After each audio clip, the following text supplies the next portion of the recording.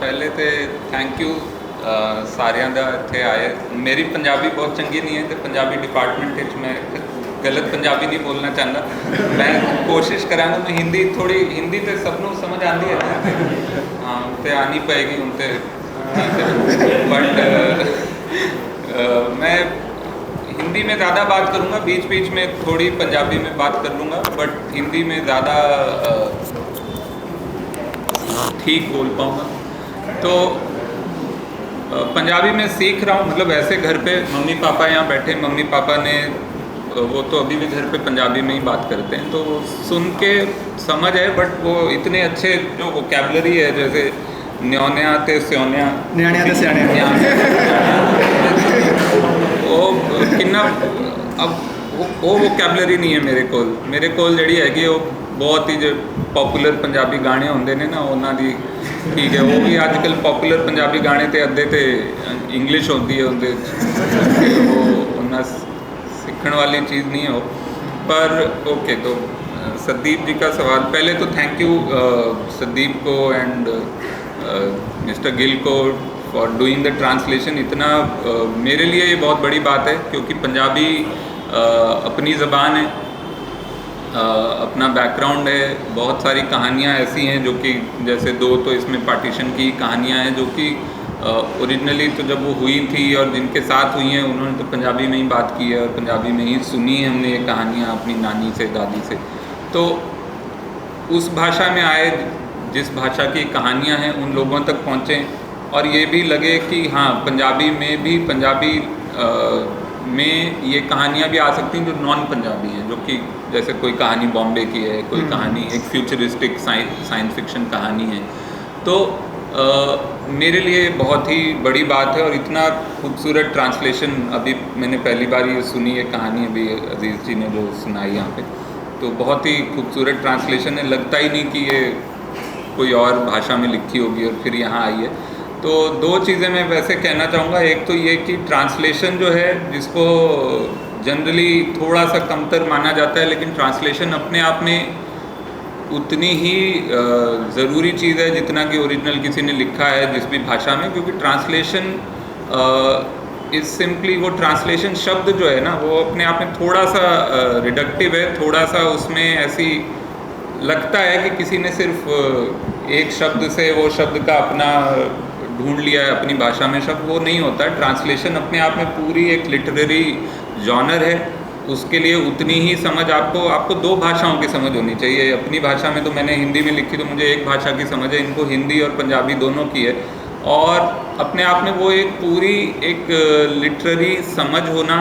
और उसको तो ट्रांसलेशन से ज़्यादा I think the correct word is adaptation, क्योंकि अडेप्ट करना पड़ता है। बहुत सारी चीज़ें हैं जो हिंदी में आ गई, अब वो है ही नहीं वो शब्द पंजाबी में। कई बार ऐसे ख्याल होते हैं ऐसे, और ऐसे पंजाबी में बहुत सारे शब्द हैं जो हिंदी में नहीं है। तो वो आपको वो ढूंढना और फिर उसके साथ उसकी रिदम बनाना, उसके इमोशनल ट्रूथ को पकड़ना, और साथ में अपनी भाषा की जो एक रवायत चली आ रही है उसको भी पकड़ के रखना, क्योंकि हर भाषा की, हर लिटरेचर की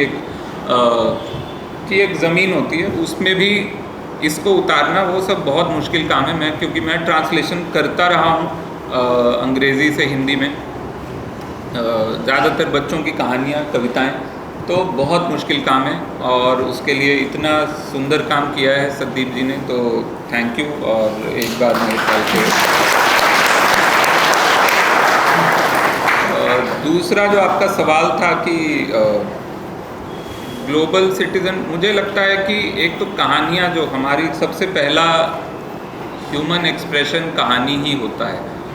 बच्चा भी जब बोलना शुरू करता है तो इधर उधर की चीज़ें जोड़ के कोई कहानी बनाता है। कहानी मतलब अगर उसके एटिमोलॉजी पे जाएं शब्द के, तो कथन से आया है। कथन मतलब बोलना, तो बोलने से ही कहानी निकली। और बोलने में जब अब आज की तारीख में वो हो गया है कि कहानी मतलब होता है फिक्शन, और फिर एक नॉन फिक्शन अलग कैटेगरी है, बट सब कुछ ही कहानी है अगर आप उसको इंटरेस्टिंग तरह से बता पाओ। क्योंकि कहना है, लेकिन अगर अकेले में आप कमरे में खड़े होकर कह रहे हो, कोई सुनने वाला नहीं है, तो वो कहानी नहीं होगी। जब तक किसी ने सुना नहीं आपका कहा, तब तक वो कहानी नहीं बनती। और सुनने के लिए उस चीज़ को इंटरेस्टिंग होना पड़ेगा, उसमें कोई नया सच होना पड़ेगा, कोई नई बात होनी पड़ेगी। तो वो कहानी बन जाती है। दो लोगों की बातचीत भी कहानी हो सकती है अगर वो सामने वाला ध्यान से आपकी बात सुन रहा है और आपकी बात को सुन के उसकी एक अलग दुनिया खुल रही है उसके दिमाग में। तो मुझे लगता है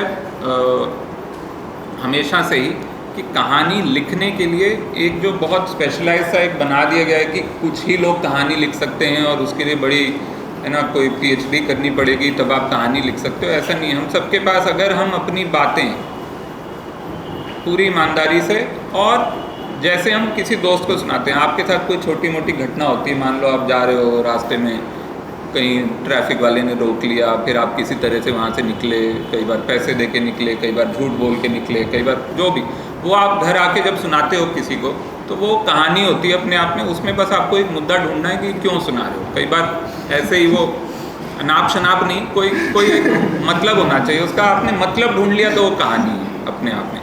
तो मुझे ये हमेशा से लगता था कि कहानी कोई भी लिख सकता है और कोई भी, सबको लिखनी चाहिए क्योंकि हम सबके पास अपनी अपनी कहानियाँ हैं। और दूसरी बात, जो पार्टीशन की कहानियाँ खास करके, वो सुशील शुक्ला जो कि चकमक के एडिटर थे, अब वो साइकिल के एडिटर हैं। तो ये बच्चों की पत्रिका है, लेकिन उनका हमेशा से ये रहा है कि बच्चों की कहानियाँ जो है ना, जो खास करके हम लोगों ने बना दिया कि ये बच्चों की कहानियाँ हैं जिसमें सिर्फ जंगल की कहानियाँ होती हैं या है ना शेर, चीते, हाथी, या बड़ी सिंपल सी मॉरलिस्टिक टेल्स होती हैं कि जिसमें बच्चों को ये हो कि कहानी ये ना लगे बच्चे को कि, हमको लगता है कि बच्चे को मॉरल देना ज़रूरी है, क्योंकि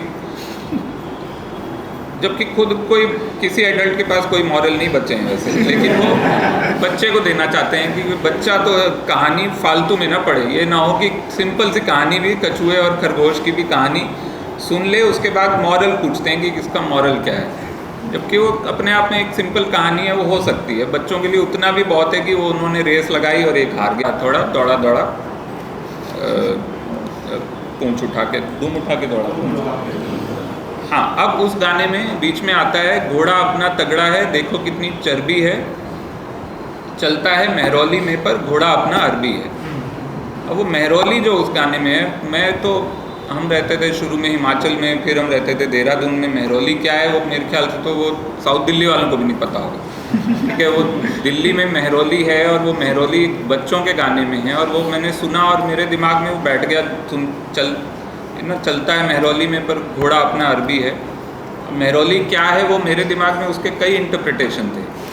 वो जगह है ये नहीं पता था, मुझे लगता था वो चाल का एक तरीका है कि चलता है मतलब लहरा के, पर घोड़ा अपना अरबी है, ऐसा भी हो सकता है। बहुत बाद में, मेरे को तो कम से कम 25 साल बाद पता चला होगा कि महरौली मतलब वो, अच्छा गाने में वो महरौली ये वाला महरौली है जो दिल्ली में हो, जहाँ कुतुब मीनार है। तो ज़रूरी नहीं है ना, वो मेरा फेवरेट गाना है, लेकिन मुझे उस गाने का ही जो लाइन मैं सबसे ज़्यादा पसंद करता हूँ, उस लाइन का मीनिंग नहीं पता है, लेकिन कोई फ़र्क नहीं पड़ता, वो गाना तो अपने आप में मुकम्मल है ना फिर भी।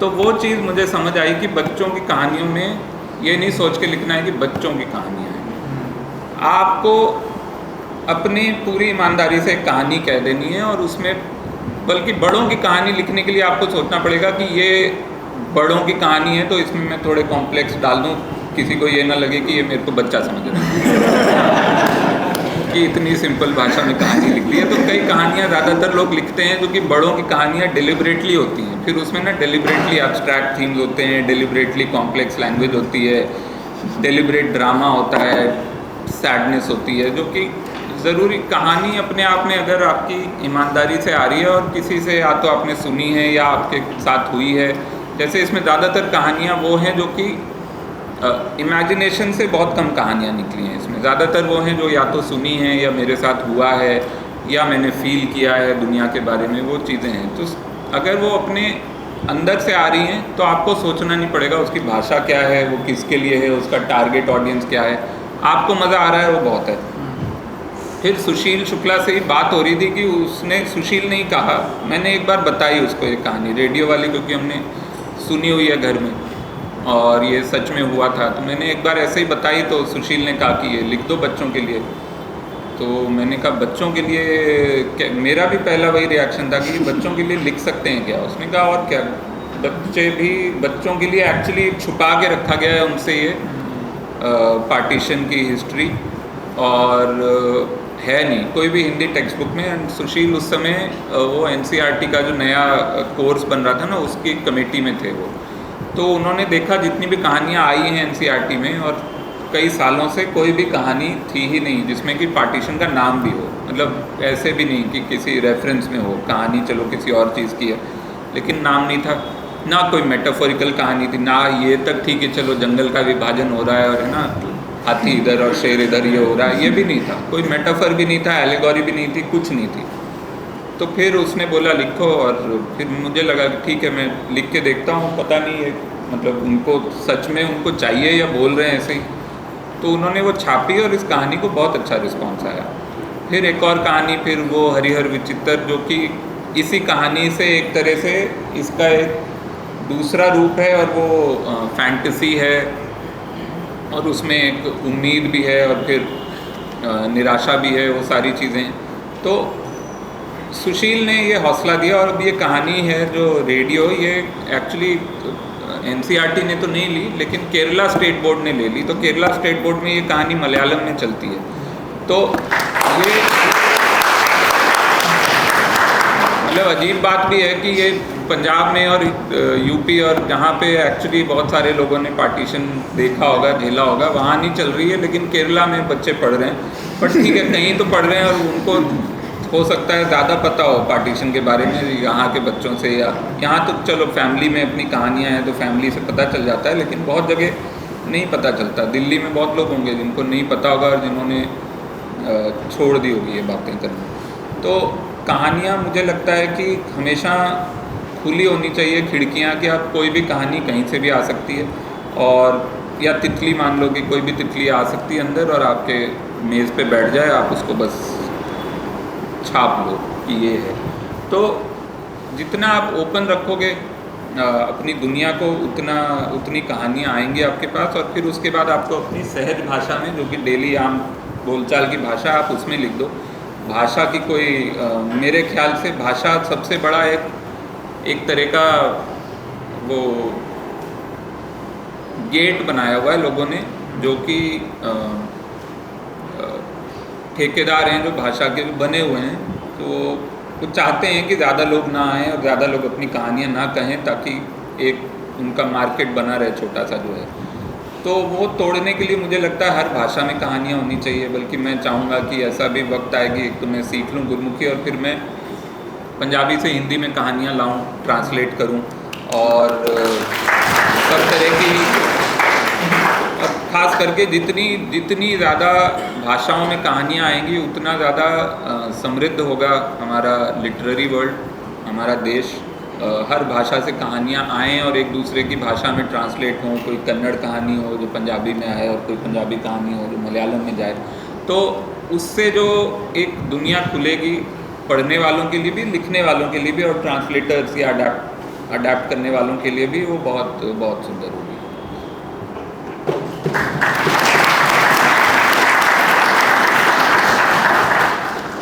किसी और दोस्त का कोई सवाल हो, कोशिश करो टिप्पणी ना करो, एक दो सेंटेंस में अपने सवाल आप कर सकते हैं।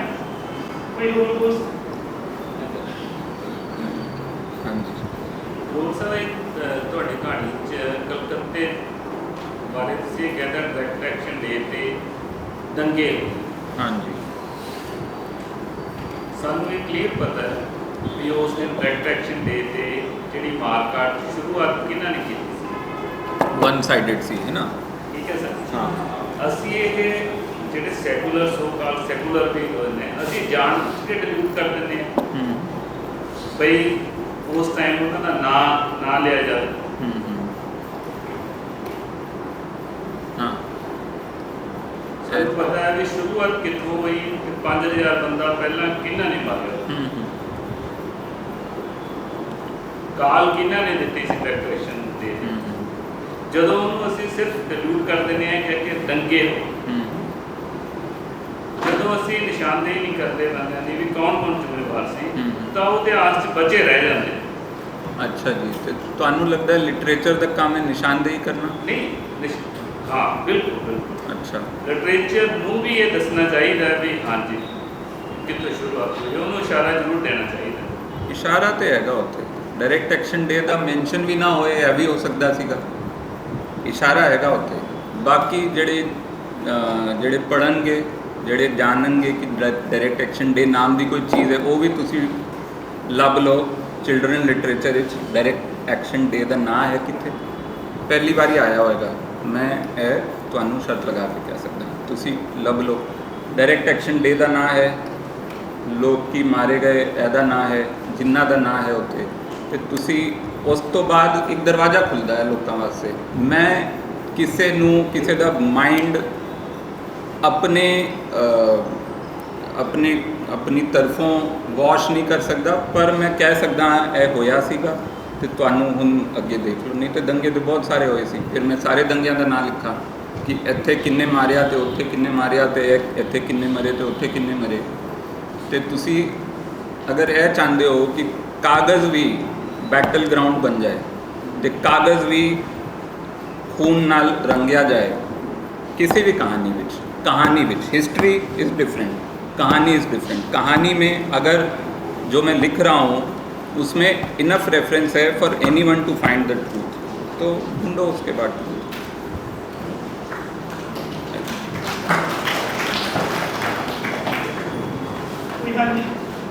दो सवाल एक जनरल का सवाल कि एक लैंग्वेज को कितना लिबरल होना चाहिए इंक्लूसिविटी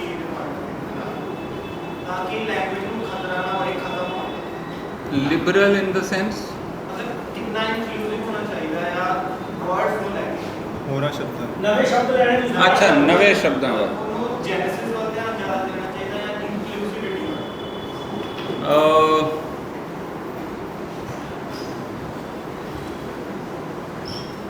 तो मेरा क्या प्रोसेस है मैं अपनी जनरल वोकेबलरी में जो इस्तेमाल करता हूँ जो मैं आपके साथ भाषा इस्तेमाल कर रहा हूँ वो कागज़ पे आती है अब कागज़ पे कैसे लैंग्वेज या वोकेबलरी बड़ी हो उसके लिए मैं उस समय नहीं ये काम कर सकता कि कहानी लिखते हुए मैं सोचूं कि अच्छा इसमें मैं ना 4 नए शब्द ले आऊँ वो मेरे को अपनी ज़िंदगी में लाना पड़ेगा पहले वो जब मेरी ज़िंदगी में होगा तो अपने आप वो कागज़ में आ जाएगा इसलिए मैं कोशिश ये करता हूँ कि कहानी जिस दिन लिखूँ उससे पहले मतलब जो जीवन में डेली जी रहा हूँ उसमें नए अनुभव नए शब्द नए मेटाफर नए पर्याय वो मिलते रहें मुझे ताकि वो अपने आप आएँ उसमें अब इंक्लूसिविटी हो जाती है अपने आप जितनी मेरी है जितनी मेरी समझ है वो आएगी जितनी मेरी पॉलिटिक्स है वो आएगी जितनी मेरी वोकैबुलरी है वो आएगी उससे आगे ऊपर से स्प्रिंकल करना वो मुझे गलत लगता है जो मैं बोल रहा था जो बहुत सारे एडल्ट लिटरेचर जिसको हम कहते हैं उसमें ना फिर वो लगता है जानबूझ के इन्होंने थोड़ा शो ऑफ किया या चाहते हैं कि कॉम्प्लेक्स लगे चीज़ें उस वजह से हुआ है लेकिन भाषा आपकी आप थोप नहीं सकते उस पर कहीं से बाहर से जो आपकी है वो आएगी उसमें तो वो है